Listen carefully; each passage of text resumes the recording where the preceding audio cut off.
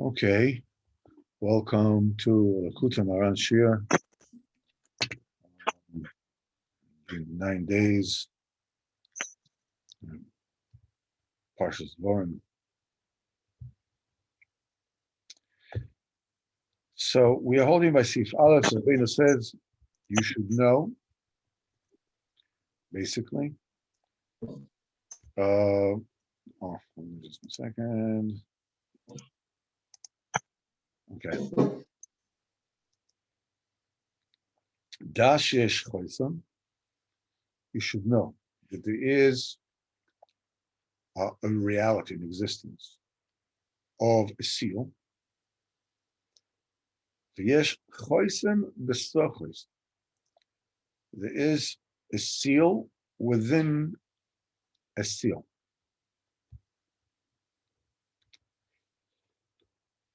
Classically, chosim to chosim is a definition of when you send meat, a piece of meat, with a non-Jewish messenger.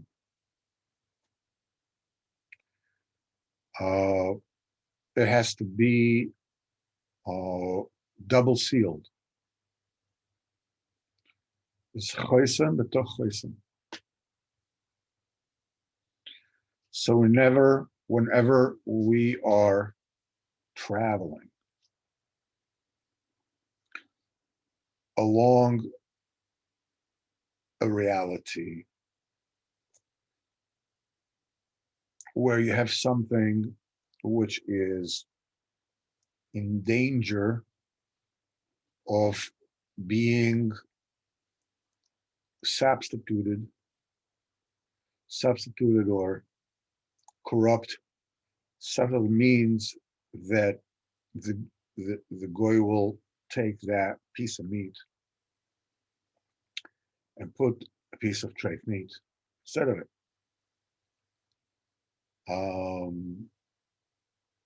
Basically taking something which is extremely vulnerable,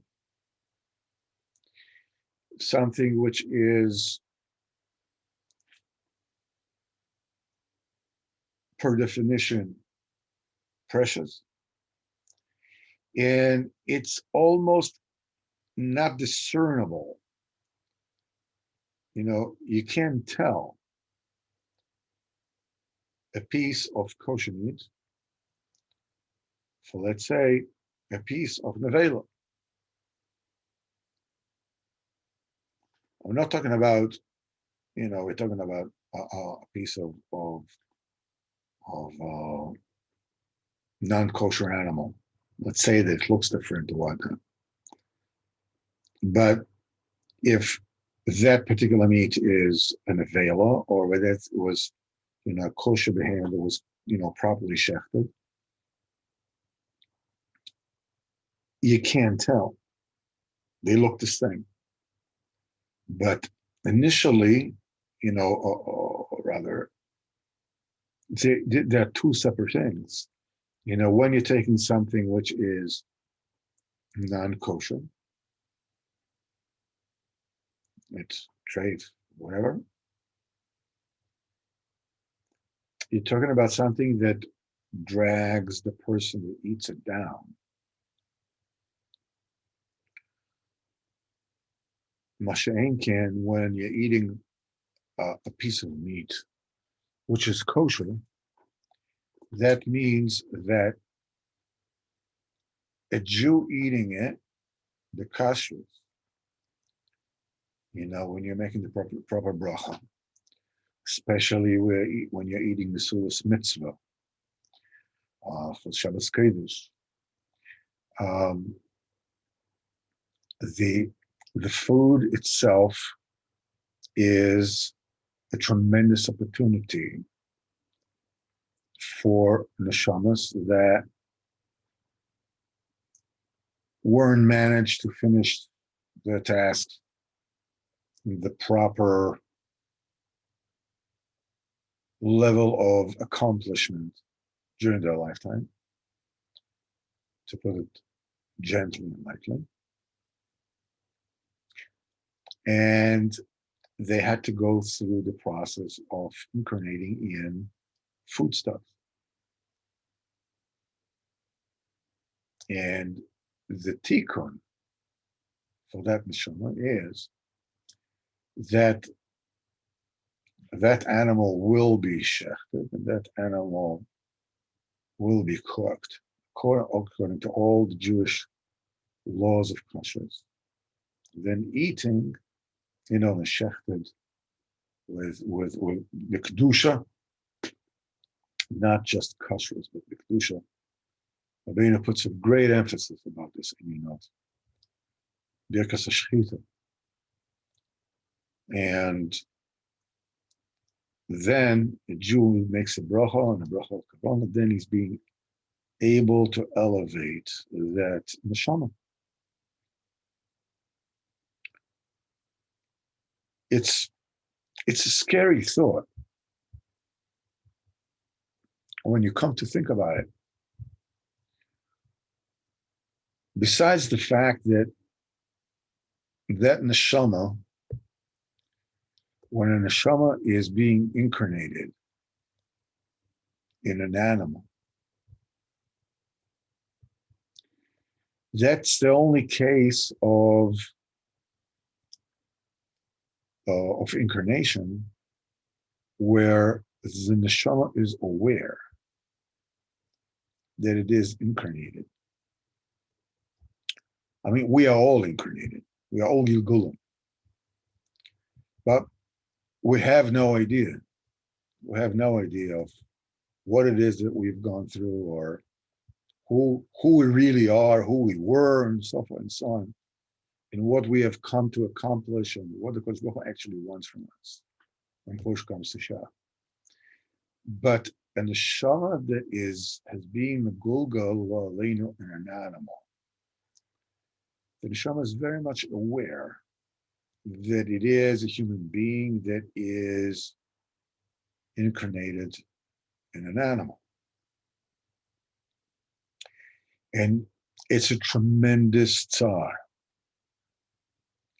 It's a tremendous tsar for a human neshama to be in an animal's body, under the governing of an animal lack of intellect.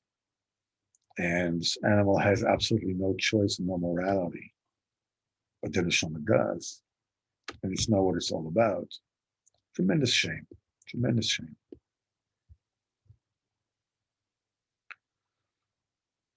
Like,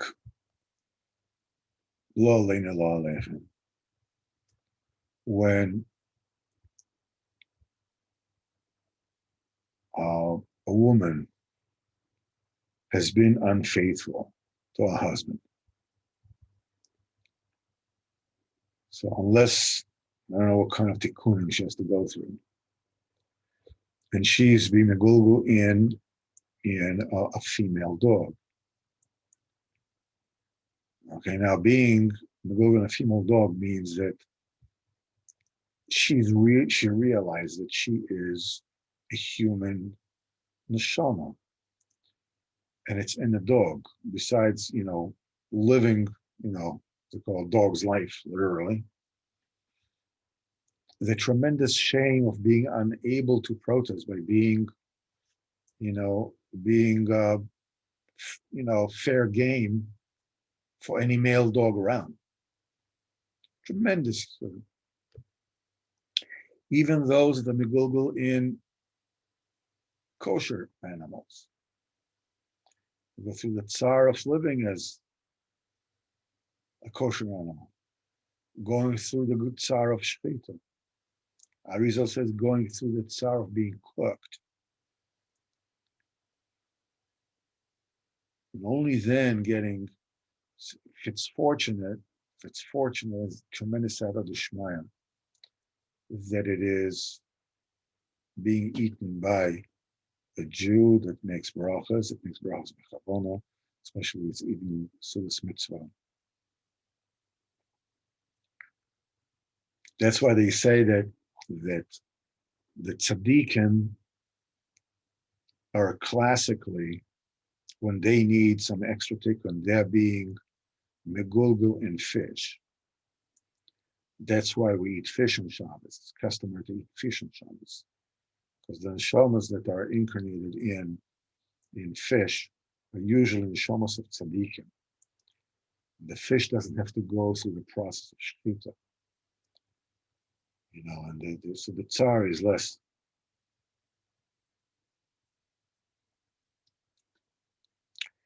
The reason why I'm telling you about this is because we should understand that everything in this world has a consequence. And we should be very much aware that life, as it were, does not end with life. But life is just part of life. So anyhow, we'll go back to the concept of a seal within a seal. So you take this meat is something which is very vulnerable, and is going through a process of shlichus in a hostile environment that might exchange it for something that is treif and damage its very value. So the answer, how do we know that it actually went through the war zone and came out safely in one piece? The answer is that because we put it a choisem b'toch choisem. It's a seal within a seal. Till today, when you're going on an airplane and you order yourself a kosher meal, the meals are delivered into the planes, double sealed. They're heated, double sealed. So only afterwards that the crew is actually allowed to take the outer seal, take it off and give it to you when it's totally sealed. The guy that's sitting right next to you is getting this thing wide open. So first of all, we visit the concept of dash yesh choisem. There is a seal. Yesh choisem b'toch choisem. Something which is a seal within a seal. Okay. So what is a choisem? What is a single seal? What does it come to do? What does it come to protect? When we're talking about a chasima, okay, we're saying Rosh Hashanah, so Gmar Chasima Tevot, that Bezrat Hashem will seal us to great fortune and mazel and chaim and health, and that decree has to be sealed. So a chasima means many things. First of all, it means the fact that it is protected. That's one way. The second thing is that it is given an evidence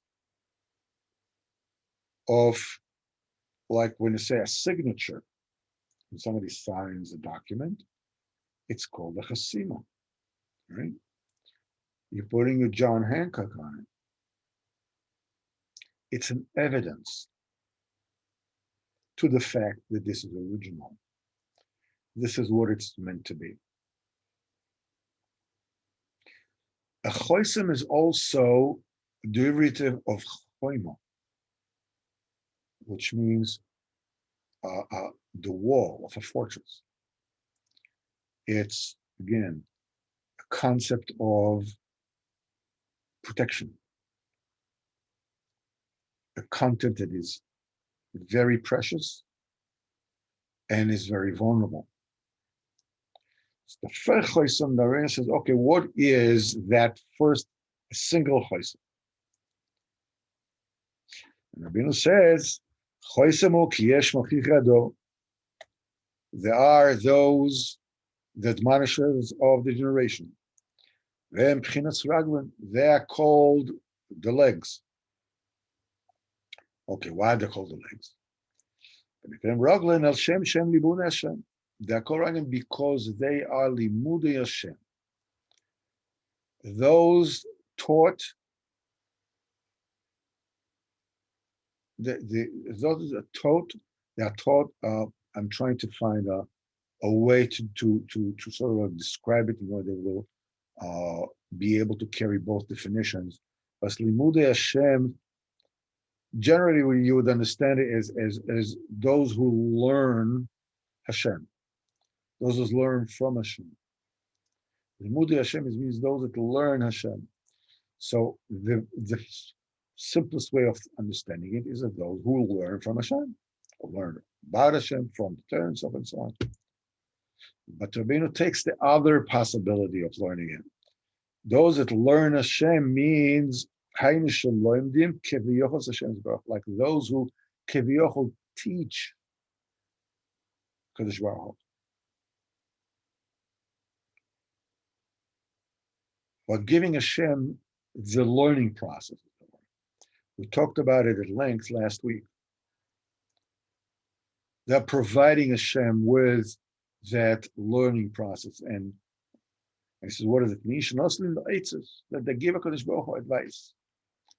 We already explained at great lengths last week that it's not that they're telling Kadosh Baruch Hu anything Kadosh Baruch Hu didn't know before. This is not what we're talking about, obviously.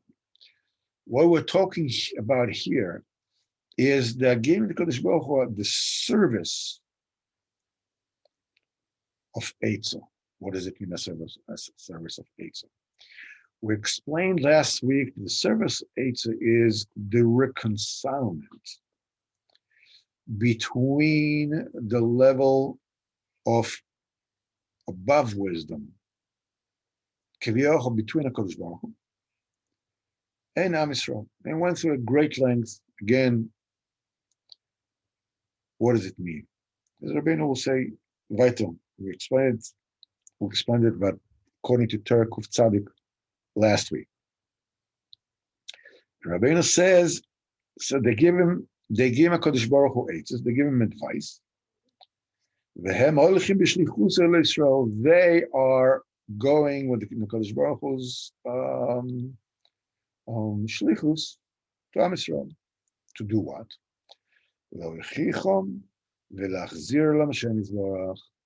To admonish them and to bring him back to Kadosh Baruch Hu. That is why they are called legs. Al Shem Eitzah, because of the function of Eitzah that they're giving.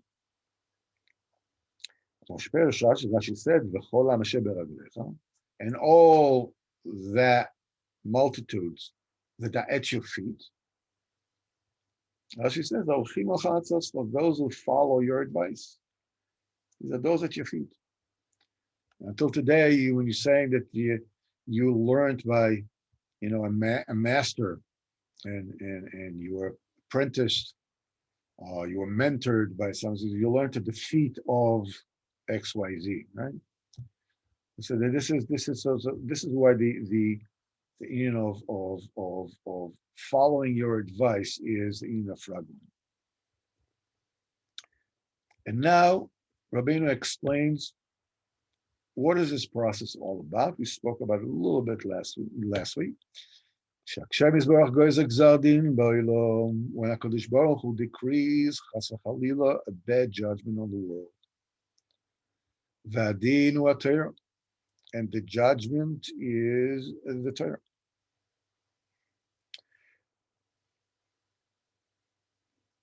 Basically, what we're talking about here is that you have a Kadosh Baruch Hu, and you have Am Yisrael.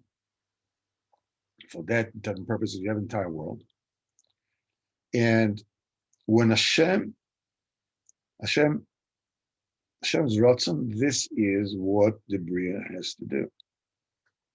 And if Chas v'Chalila, Am Yisrael does not do what a Kadosh Baruch Hu wants them to do, the automatic result of that is judgment.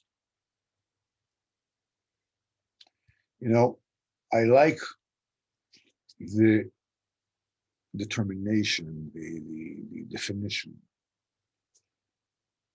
that they use in various recovery programs,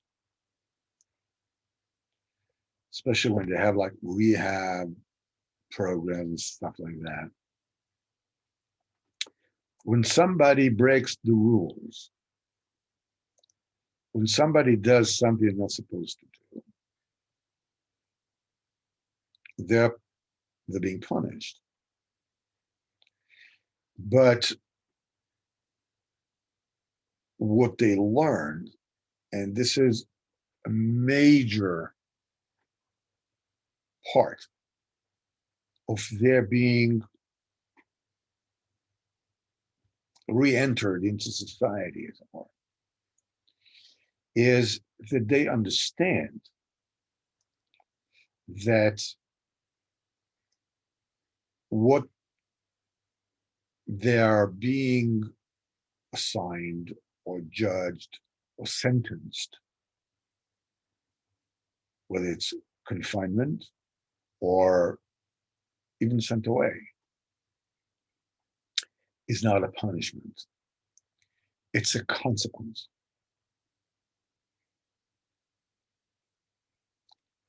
Because when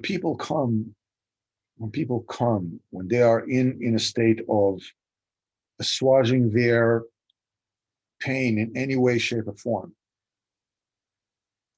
which is basically the definition of addiction of any sort.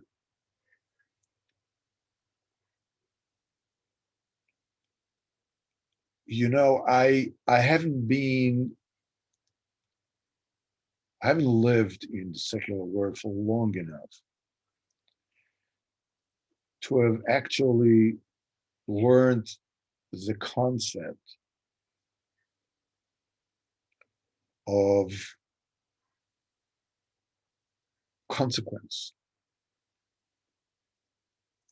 I mean, yeah, you understand, you put your head in the fire, get burned. This I know. At a certain age, when I was, I don't know, 6, whatever it is, I put a screwdriver in the socket and got, electrified.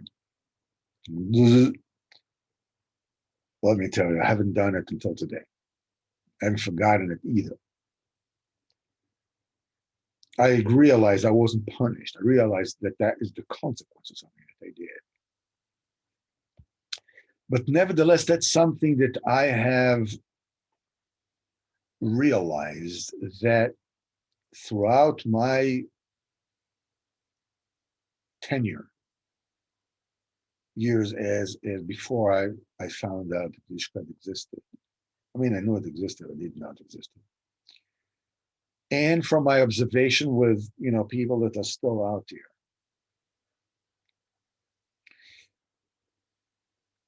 people believe that basically it is possible to get away with murder.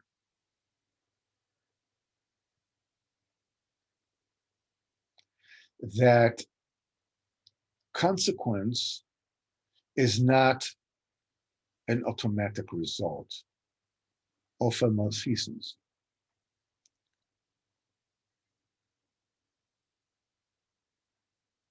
They figured, if they haven't caught you, then, you're free. Fine, you did it.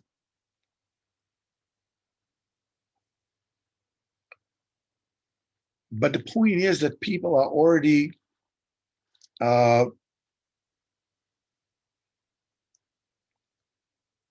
pre-programmed. They're built like that. that they're either when they're doing something which is really, really, really wrong,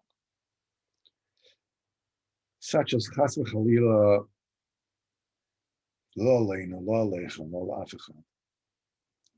echad, taking a life. Shem yirachem. Any detective from any police force will tell you that unless you're talking about a hardened criminal, you don't need to break down somebody who has taken somebody else's life.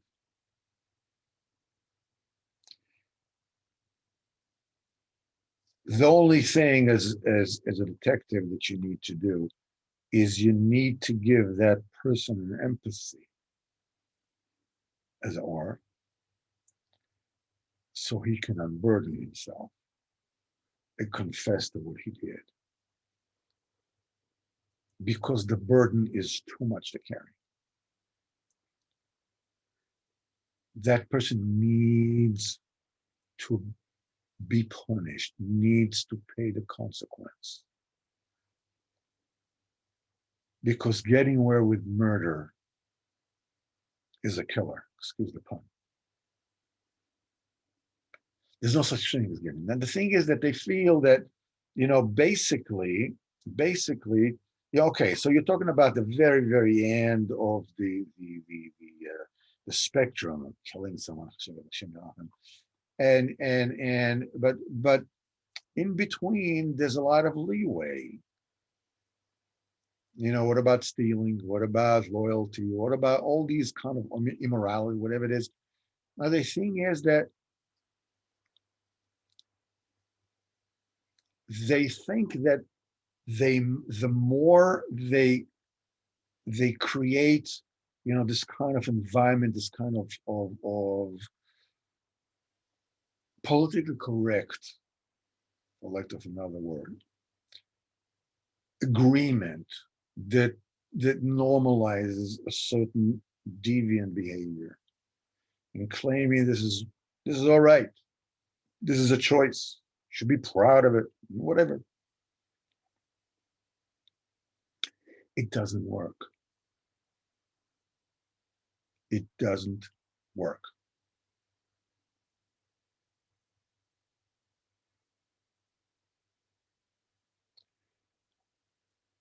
The more you make it all right,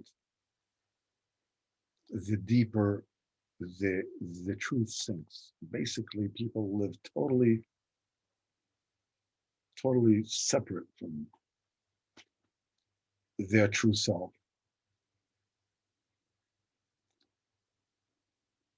One of the reasons why there are such,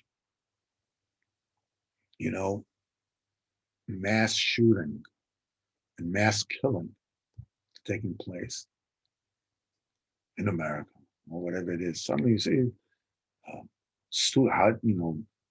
high school students, whatever it is, shooting people, the students, whatever it is, they're on the Columbine, whatever,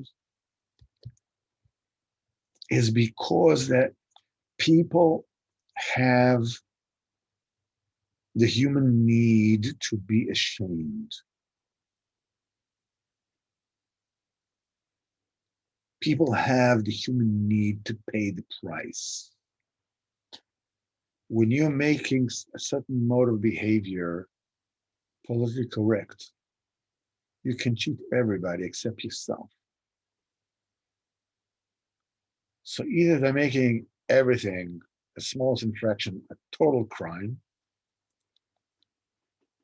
like the Me Too movement or whatever, or nothing is a crime. Any deviation is okay. It's to be celebrated. Make a parade. So it comes out. In other words, either people are horribly embarrassed and shamed,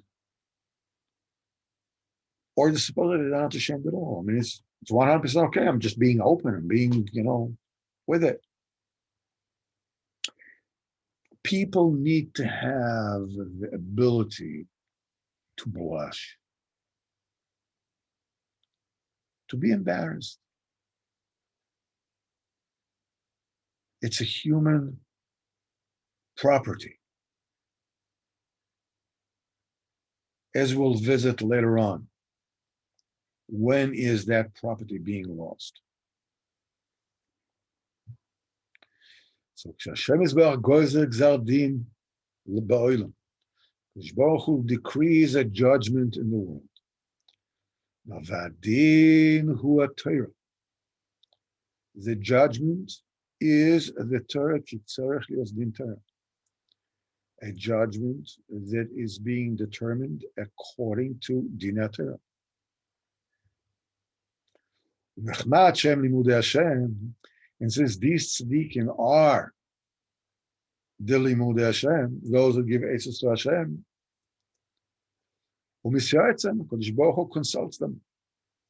And Kodesh Baruch Hu reveals to them the Din Torah that's been decreed on the generation. What do?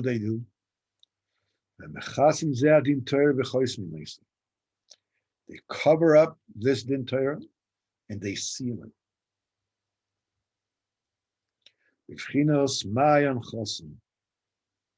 A sealed fountain, a sealed source. So Gan Noel, this is Gan Noel Achoy Sikola. This is Shir Shirin, it says. A locked garden, my sister, my beloved bride. Gan Noel, a locked Gan Noel, a locked wave, Mayan Chosan, a sealed source. Rashi says Gan Noel. We're talking about what is Gan Noel? Gan Noel, this is the tznius of Bnos Yisrael that guard their source, that are not licentious in arroyos. Gal Noel, a locked wave. This is still also has to be understood in the language of a Mayan. This is Gulas Aliyah. It's talking about Beis HaMikdash. What's hinted in it is they are sealing the judgment that comes from the Mayan, the source, which is the Torah. Why does it have to be sealed?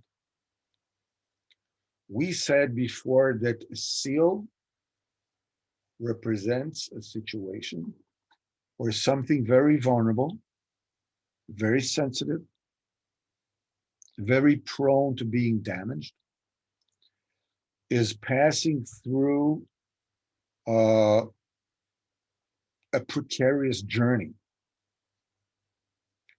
and can be contaminated very easily. So it has to be sealed, has to be protected. The reason why it has to be sealed is so that the klipas will not have a direct access to that judgment. Because if they do,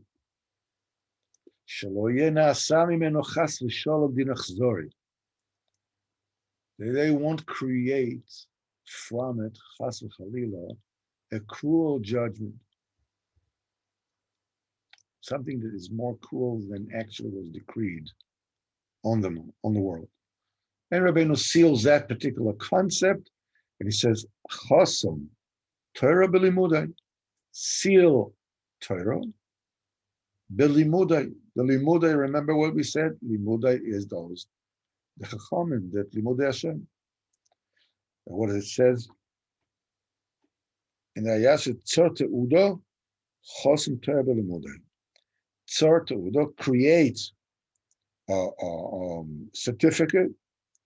All this is in the Vud, that Hashem says, Kodesh Baruch Hu says to Am Yisrael, I warn you. You have to do what it is that I need to do, what it is that you need to do. And my warning is sealed in the Torah, on the heart of Limudei, who are the Talmidei Chachamim, the Yerushalayim. And he says that it's always something you need to keep. What it means is as follows. You have to understand, we are understanding this in a euphemistic kind of way. That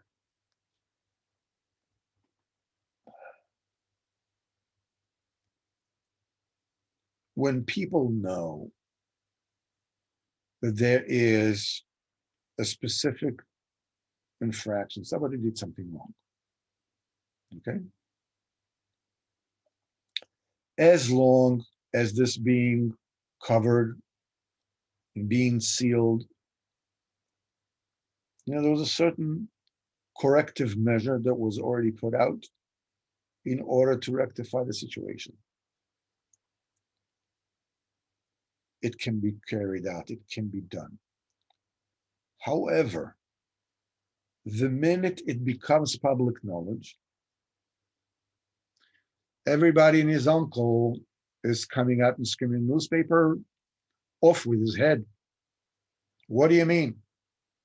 That's not enough of a payment. It's not enough of a punishment for the crime.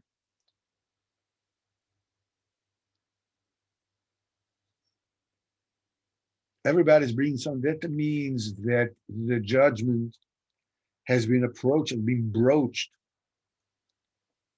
by the chitzonim, by the public opinion, by the court of public opinion.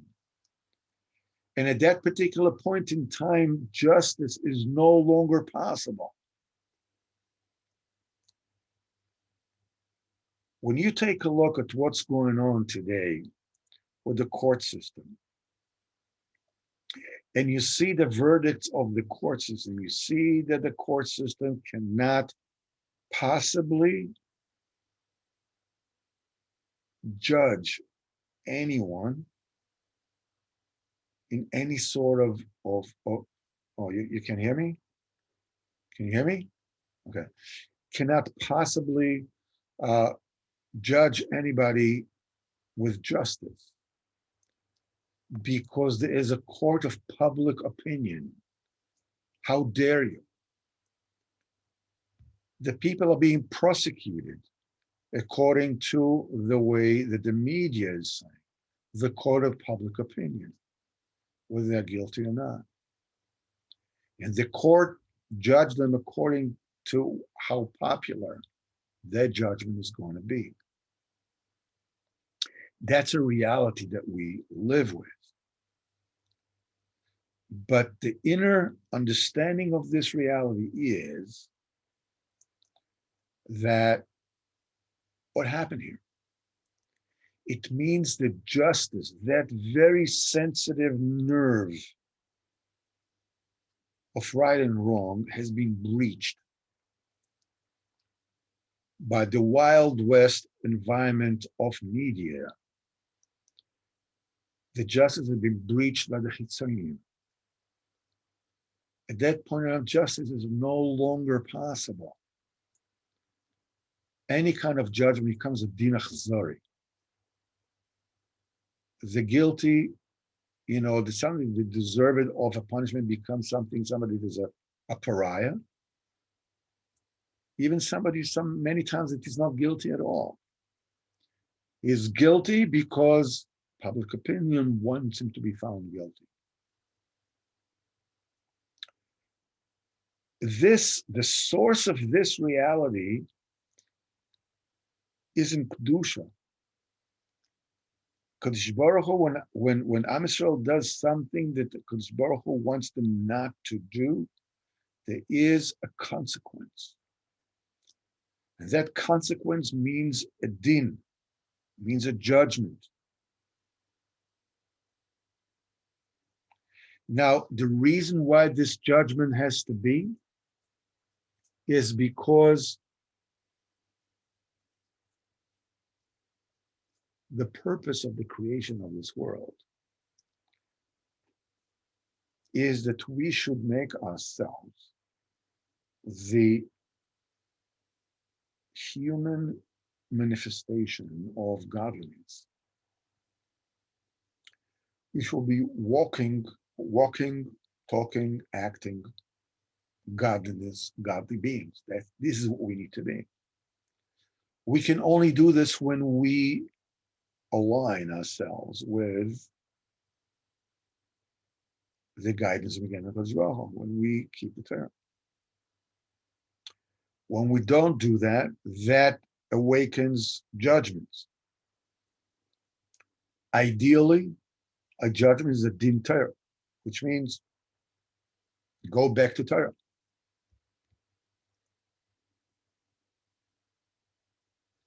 The din Torah does not exist in order to sever the connection between the Kodesh Baruch Hu and Am Yisrael. Chas v'chalila. It's the opposite. The judgment, the din Torah, exists in order to maintain and make possible the connection between Kodesh Baruch Hu and Am Yisrael. But the minute that the Chitzonim have Yanika from that reality, when they have the Yanika, then the judgment is, the justice is exposed. It becomes a din achzori, becomes a cruel judgment. A cruel judgment means cut of the line. As last week we mentioned, that was Bilam. And as Rabbeinu says later on, that those admonishes of Am Yisrael, what they need to do is they need to, like bring down the severity of the crime of Am Yisrael before HaKadosh Baruch Hu. Well, it's not the end of the world, don't. But when they deal with Am Yisrael, it says, "Wow, I can't believe, what you did." And that way, wake up Am Yisrael to do tshuva. Mollify HaKadosh Baruch Hu. Don't exert chas v'chalila. They don't be so angry, and that way sort of create like a realignment of positions between HaKadosh Baruch Hu and Am Yisrael, and maintain the contact. Bilam did exactly the opposite. To Am Yisrael, what does it say? Lo avim beYaakov. HaKadosh Baruch Hu doesn't see any crime in Yaakov. Doesn't even look at it. Lo ra amal b'Yisrael. Didn't see any kind of bad doing in Am Yisrael. That's how he tells you, Am Yisrael, you know how great you are. No matter what you do, HaKadosh Baruch Hu will forgive you. He loves you. Don't worry about it. HaKadosh Baruch Hu is a Rachaman. Don't worry about it. It's okay. But what is his real kavanah? He's waiting for HaKadosh Baruch Hu to be angry. And at that point, he puts a curse in. So they said that HaKadosh Baruch Hu is angry like a split second in a 24-hour period. So what kind of curse can Bilam already enact during such a short period of time? So the answer is he can say a single word, kalem, annihilate them, finish them off. The tzaddikim are doing exactly the opposite. But because we're all the same, okay, it's not a big deal, it's okay. To Am Yisrael, they say, what did you do? And therefore maintain the proper proportions that will enable the connection between Am Yisrael and HaKadosh Baruch Hu to continue. And he says, "Hainu chaton Torah belimodai, With these limudei Hashem, the din Torah is being sealed. The chitzonim, the klippos will not have access to it and contaminate it and corrupt it and make it into a calamity, into a din achzorin. Once they find out what it is, that there's a din Torah, there's a judgment. They're going and they're judging the generation in order to get them to do tshuva and to ameliorate and sweeten the judgment. And he says, even the time of Musar, when they are admonishing Am Yisrael, they're very careful to hide and to close off the judgment. As we said, when they give a Musar, it's also being sealed. This is an Iyov.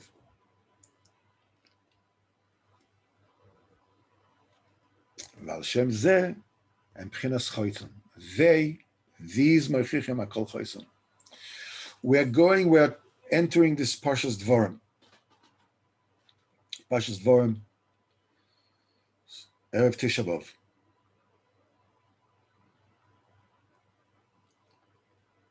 The first in Rishon, first beginning of this parsha, Moshe Rabbeinu admonishes Am Yisrael. He doesn't mention a single sin explicitly. He said to Am Yisrael, you were in this place, by Moisaris, and in Dizahov, and in these places, and every single one of those places that he mentions, this is when Am Yisrael sinned against Dizahov, is when they made the golden calf, and so on and so on. May Merivo, and so forth and so on. Even when he's admonishing them, he seals the judgment. He seals the Musar. So the Chitzonim won't have Yanika from it. My son Binyamin had a wonderful insight into this. He said that when he called Kol Klal Yisrael, he says, why did he call the Yidden? He says he called the Yidden because he didn't want to just single out those people who are guilty from those who are not guilty, is not to embarrass them. Which is the same concept of if you're not that embarrassed, you know that I know that you know that I know. Nobody else wants to know.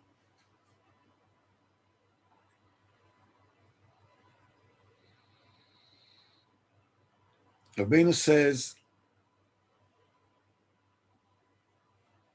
Israel, which is the eulogy on the Stalkos of the Tzaddik.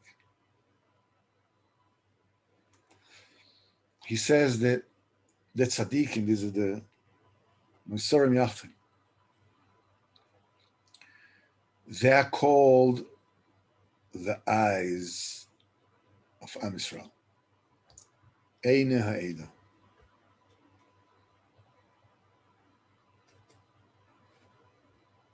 And they are the beauty of the generation. They are all the glory and all the beauty of the generation.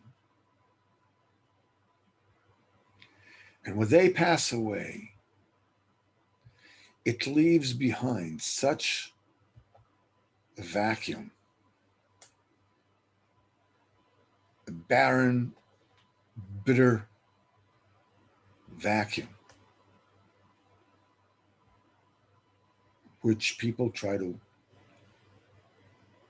fill up with pleasures and so-called justifications and politically correct, whatever it is, but nothing works.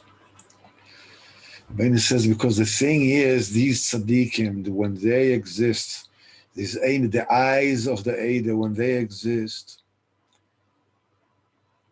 this is the Beis HaMikdash.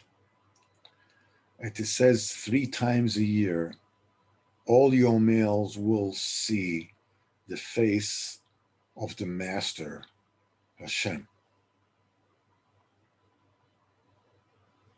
The Beis HaMikdash is called the Einayim. And the Kinais, who says, Machmad Eineinu, the joy of our eyes. Rabbeinu says that the main benefit of the Eina Eidah, of the eyes of Am Yisrael, is that every person should see where he himself is holding.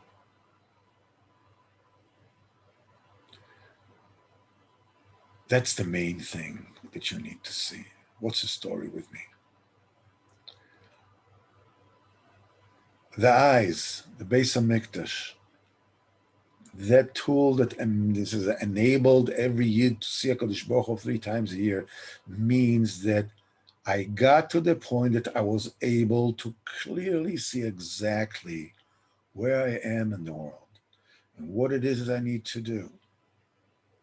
Law aleinu v'lo aleichem, they said that people have problems sticking to diets and whatever it is. He says, Law aleinu v'lo aleichem, somebody chas v'chalila gets a heart attack. Boom, they stop smoking. They no longer have they have no problem sticking to that. Why? Because it becomes real. Because they see reality. What happened till them? Didn't you know until now that isn't? Yeah, but it was a theoretical knowledge. It wasn't a real knowledge. You didn't have a true einayim. Beis HaMikdash that we lost, that's the thing that we will lament, is the fact that we no longer can see who we really are, where we really are. And the clock is ticking. The time is passing. Besides the fact that we are not able to correct that which we need to correct, and we are repeating infractions and wrongdoings again and again and again, we're not getting to the heights that we need to, that we can, that this particular lifetime is giving us, which is a loss beyond compare.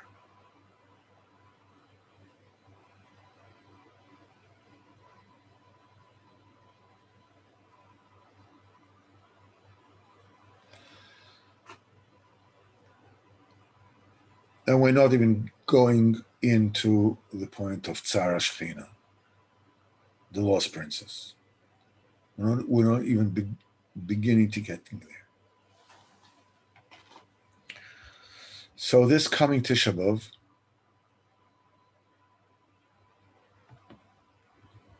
we are commemorating the separation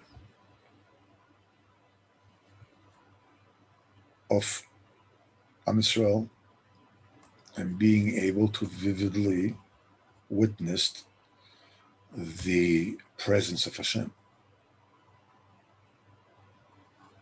Am Yisrael left home. It's a goodbye. That's what happened. That's why when Beis HaMikdash was destroyed, the Kruvim in Kodesh HaKodeshim were embraced.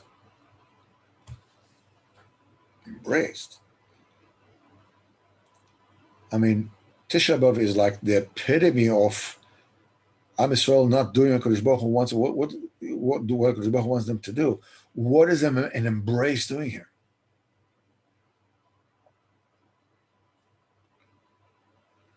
The answer is it's an embrace of a goodbye. When a father and a son are separating, it's a desperate embrace. a seal of a love that will never end. The beginning of a reality that is filled with suffering and pain and blindness. Therefore, would like to take the liberty to suggest that besides the tefillos, besides the lamentations, that I would advise everyone to learn, that learning, all those learnings that have to do with the Chorban. When you get into it and you learn it and you look at what happened and this happened and that happened, it'll get you into it. And set aside a certain time of the day to sit with HaKadosh Baruch Hu and talk with him. And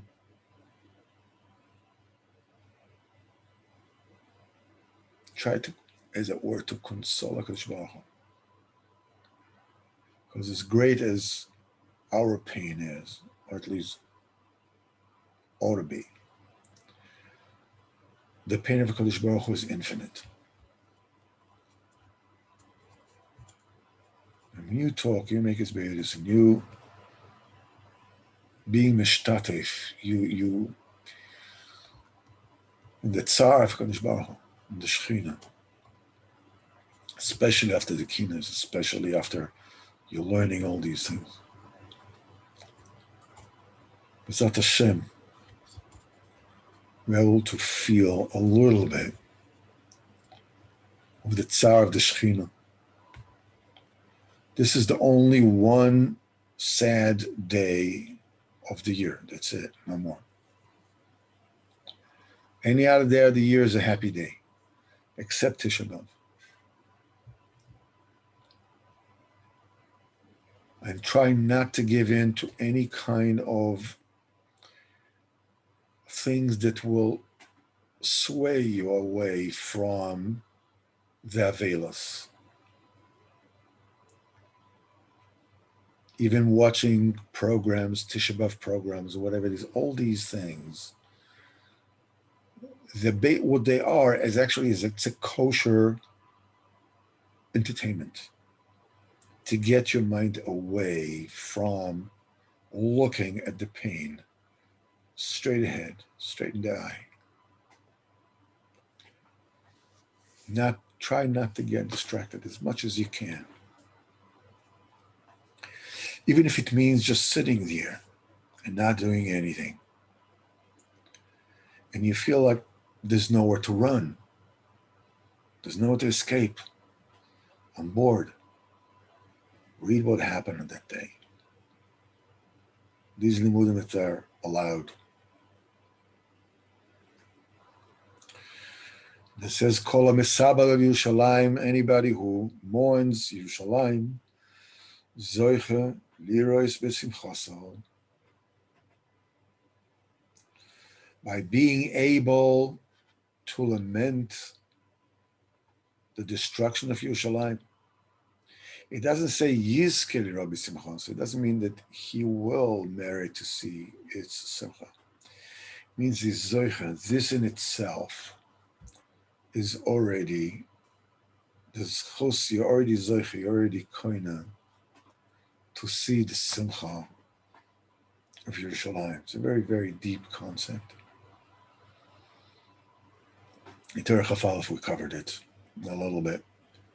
This Indian that both the kovod and the busha are kalim for the Pnei Menorah. I want to wish you good Shabbos, and Yat Hashem, Avad Mashiach will come. We won't have Tisha B'Av. If that doesn't happen, Yat Hashem, Baruch should help us to actually be zeichet to be misabel on Yerushalayim, not run away from it, not look for ways out. Can I do this? Can I do that? Can I be answered with this? Can I say with that? And be zeichet b'zat Hashem to see the Simchas Yerushalayim. Kol tov, and thank you. And we'll see Mitzvah Hashem on Monday in Spur Mesis.